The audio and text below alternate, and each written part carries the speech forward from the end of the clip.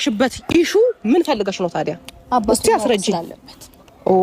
አባቱ ስለማወቅ ስላለበት ነው ያሳወቅሽው። ሌላ ከሱ ምንም ነገር አፈልጊ። አባትነቱ ብቻ ነው ፈልጊ። ጥሩ እንደዛ ከሆነ ጥሩ ነው። ስለዚህ ይረጋጋጣል። መጠየቅ ያለበት እሱ ነው። እሺ አንቺ በእንደዚህ አይነት አግባብ እኔ እጠይቅሻለሁ።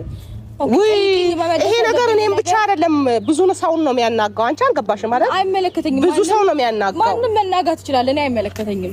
አንቺ ስለራስሽ ብቻ ነው የምታስቢው። የኔ ቢዝነስ አይደለም። ስለዚህ አንቺ ለሰው ሲያስብ ሰው ለአንቺ ሲያስብልሽ እሱ አይመለከትሽም። የራስሽን ብቻ ነው የምታስቢው ማለት ነው።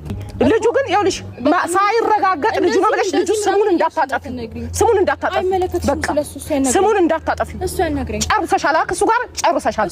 በቃ በዚህ ልክ እንደዚህ ምትወይ አሁን ማወራሻለሁ። ጨርሰሻል። ልጁ አትበጥብጪው። ኑሪ ለራስሽ። ኧረ እኔ አሁን ለምንድን ነው ለራስሽ ኑሪ? በቃ ተረጋጊ እንጂ ምን ሆነሽ? ለራስሽ ኑሪ። ሲጀመር አንቺ ተረጋጊ። ሲጀመር አሁን በቃ ታዩ ከቻልሽ ታዩ። አንዴ በቃ አሁን አንቺ ብዙ ለምን ሰላም ሆነ ለምን ወጥቶ ይገባል ምናምን ብሎ ጭርጭር ያደርግሻል እንዴ? እዛ ጋር ደስታ ብለሽ ትቀበያለሽ፣ እዚህ ጋር ደግሞ የሆነ ነገር ታረጋለሽ። ምንድን ነው ስራሽ? እሰይ ይመችሽ። ግን ከወንድሜ ራስ ግን ውረጂ። ሰላም ቤተሰብ እንዴት ናችሁ? ደህና ናችሁ? እግዚአብሔር ይመስገን። በያላችሁበት ሰላምና